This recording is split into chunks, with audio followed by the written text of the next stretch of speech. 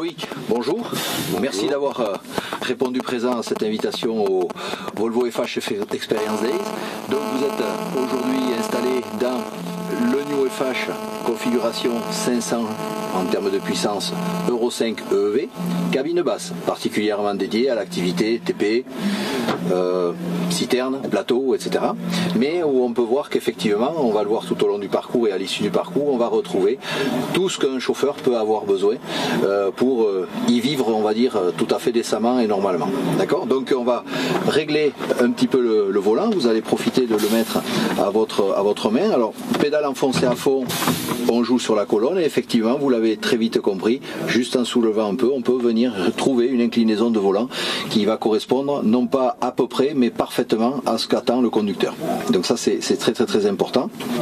Et on va pouvoir mettre le véhicule en route.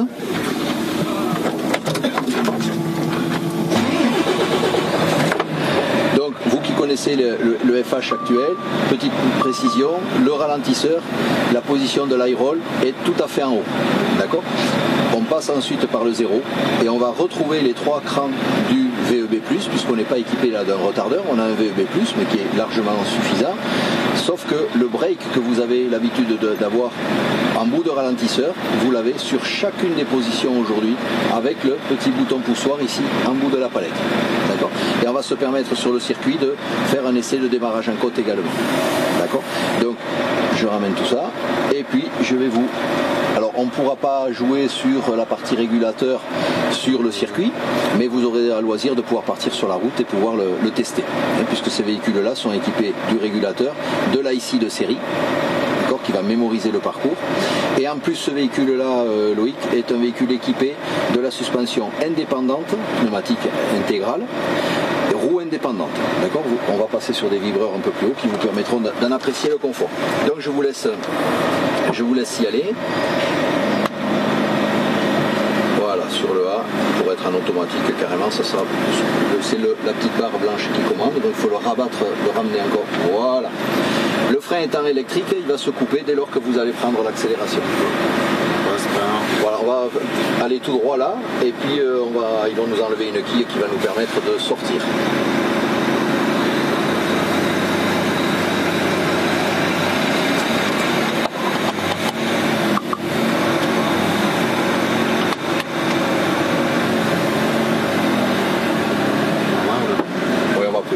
Entre deux quilles, si on passe, allez, on est parti. Si on passe, on est parti. Voilà, et on va partir sur la droite et on va suivre Loïc les petits panneaux bleus Volvo. Donc là, on est chargé à 42 tonnes avec une benne TP, d'accord ? Et premier point sur lequel on attire votre attention, voilà, j'ai bien vu que ça avait été visualisé, c'est justement la visibilité que l'on peut avoir par rapport à la cabine actuelle. Qu'est-ce que vous en pensez, Loïc ? C'est excellent, on voit bien partout, dans tous les angles. Les rétros, partout, à l'avant, la face avant. Donc 17% de plus de surface vitrée, d'accord ? Les montants sont ravancés, le pare-brise est collé. Pare-brise collé signifiera donc que le toit, qui peut être ou panoramique ou ouvrant, sera aussi considéré comme une issue de secours. D'accord ? Alors là, je vais vous inviter à passer pas tout à fait sur la droite. Vous voyez, on voit les ralentisseurs, là, les 2 premières bandes. Si vous voulez rouler dessus, vous allez pouvoir apprécier le confort de la suspension, justement. Avec... Voilà, et là, on est 35 à l'heure, parfait. Globalement, dans le volant, on sent rien. Voilà, on sent rien. Extraordinaire. Voilà. Et donc là, on va partir après sur la droite. Pareil, on va suivre le petit panneau Volvo.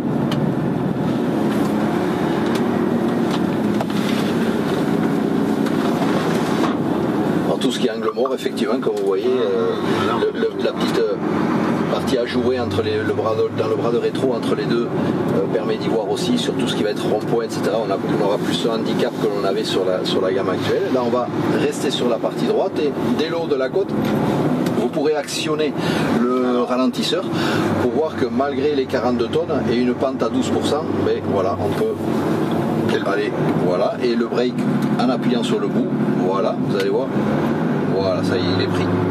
Il est pris. Oui, il augmente le frein moteur. Pardon ? Il augmente le frein moteur. Oui. Donc effectivement, on peut quasiment se dispenser de freiner. Il suffit de le repousser, voilà, complètement en bout. Et le fait d'avoir positionné justement l'automatique tout à fait en bout, les conducteurs vont optimiser beaucoup plus la possibilité de l'high roll et les avantages de l'high roll, de la roue libre. Voilà.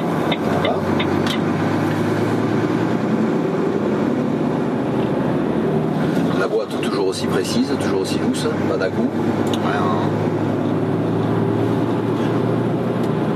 On sent pas la charge. On sent pas la charge. Je vous avouerai qu'on a contrôlé 2-3 fois, mais par chance ces bennes ont été... voilà. Et là on va prendre à gauche, Loïc, s'il vous plaît. C'est des bennes qui ont été chargées dans des carrières, au peson, etc. Passées à la bascule, donc là on était bien dans le poids. Et là vous allez voir que juste le fait de relancer un petit peu, voilà. Si vous lâchez l'accélérateur, vous allez voir que l'high roll se prend quasiment aussitôt. Votre compte tour va tomber à 500 tours. Voilà. Il n'y a pas besoin d'avoir de grandes distances pour pouvoir en bénéficier.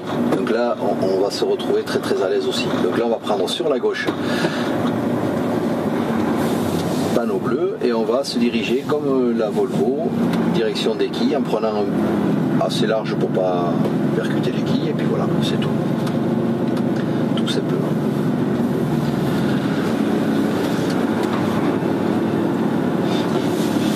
Le rétroviseur extérieur frontal a été aussi redessiné, c'est pas plus mal pour l'esthétique, et il est accompagné d'un réglage d'inclinaison. Là on va prendre sur la droite, personne sur la piste non, et on va pouvoir remonter. Un réglage d'inclinaison qui permettra de le rabattre pour les opérations de lavage ou selon l'activité quand on va sur des chantiers pas toujours forcément très accessibles. Voilà, je vais vous inviter, Loïc, à vous arrêter dès qu'on aura attaqué le haut de la côte pour pouvoir justement apprécier le démarrage en côte. Voilà, on va serrer ici sur la droite, ici, voilà, tout droit. Et là, si vous voulez vous arrêter, voilà.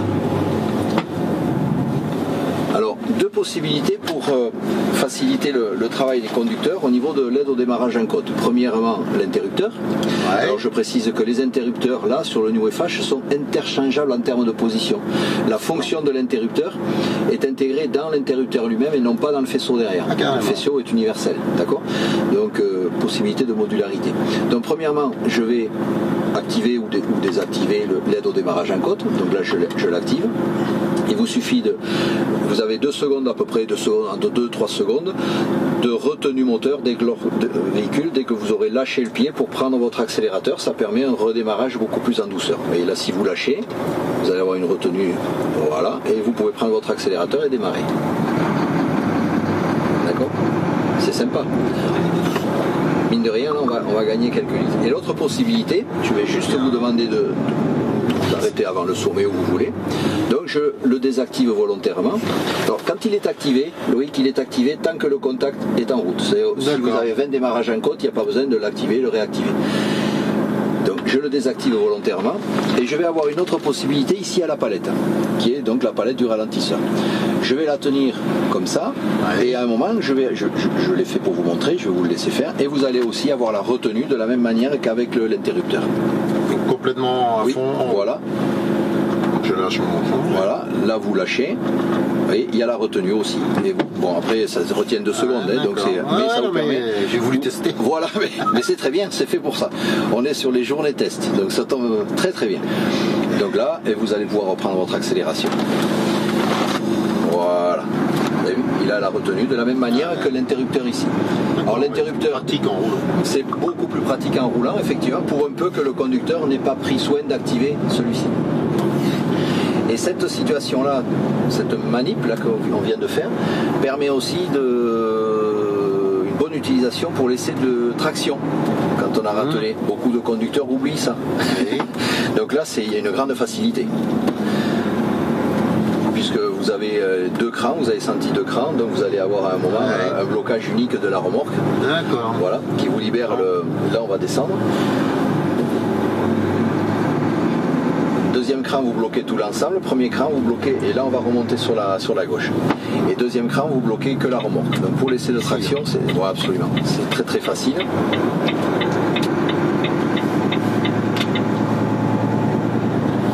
Là je vous ai rallongé un peu le parcours volontairement. On va ressortir là. Je voulais essayer le démarrage en côte. Voilà, vous ressortez par là. Et on va reprendre à gauche, on va redescendre pour rejoindre la piste par l'autre côté. Voilà. Là, on va reprendre à gauche. Loïc, s'il vous plaît.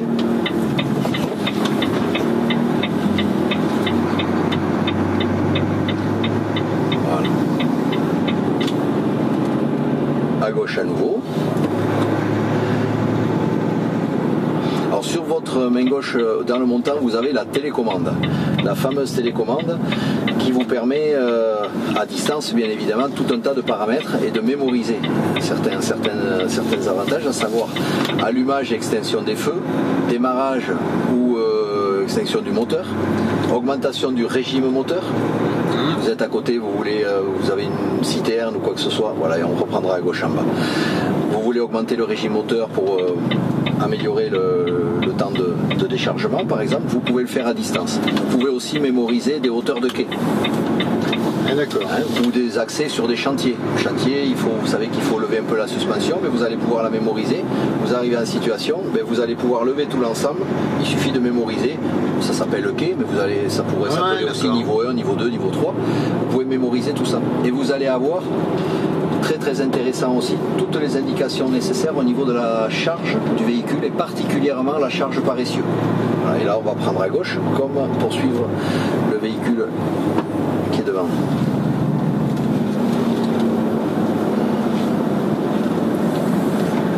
Donc ça, cette télécommande reste une option, mais elle est très très très appréciée également pour les gens justement qui font beaucoup de bennes céréalières ou autres, qui vont charger parfois dans les champs et où les batteuses ne sont pas forcément capables, les conducteurs, de leur dire quelle est la charge qu'ils vont leur mettre à chaque fois. Là, ça permet... voilà, et là, on va s'avancer le long des quilles. Je vous dirai...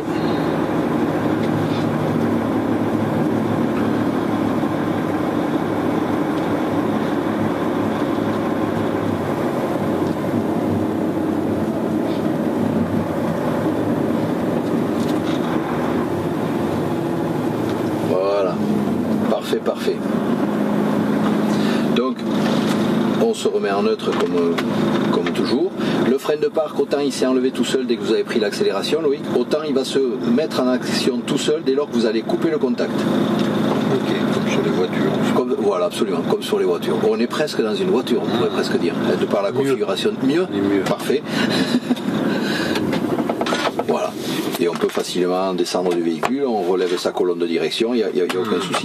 Donc, ce que vous connaissez plus ou moins, mais où on va retrouver certains au niveau des rangements, bouteille, bac, un petit sympa, le bac de rangement format CMR, donc mine de rien, on n'est pas obligé de plier tout en quatre pour le ranger, petit bac de rangement ici, et ce qu'on est habitué à trouver bien évidemment chez Volvo, un grand coffre qui peut servir donc de réception pour le frigo, s'il y a l'option frigo qui est retenue, un autre caisson plus pour des documents ici, voilà.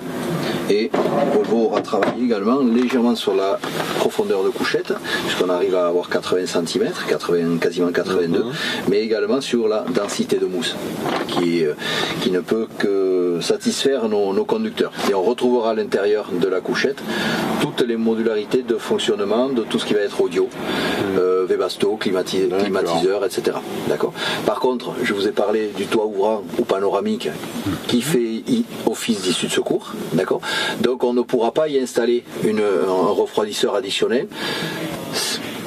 Pour autant, Volvo a l'iPark Cool, qui reste une option bien évidemment, mais qui a l'avantage d'être complètement intégré en termes d'installation dans la configuration du véhicule. Donc pas d'accessoires additionnels, rien de visible, mais la solution Volvo la propose par justement intégré de l'iPark Cool. D'accord. Donc voilà, je vais vous laisser Loïc répondre à 2 questions de Emmanuel, et puis je vais vous remercier d'avoir participé à cette, non seulement à la journée, mais à cet essai.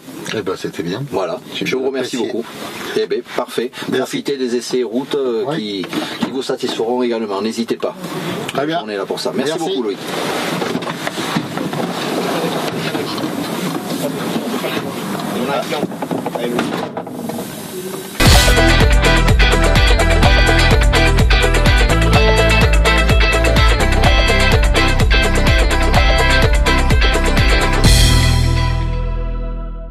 quelles sont vos impressions après votre essai du nouveau Volvo FH?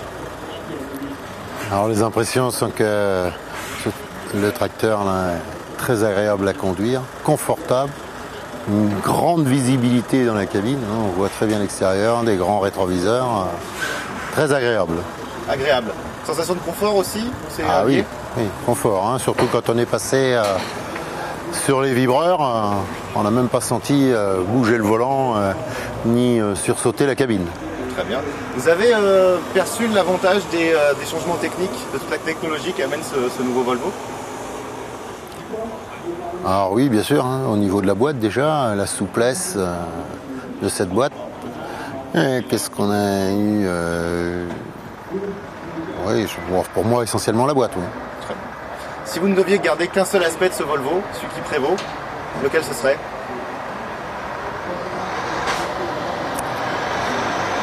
Le confort de conduite. Très bien, je vous remercie monsieur.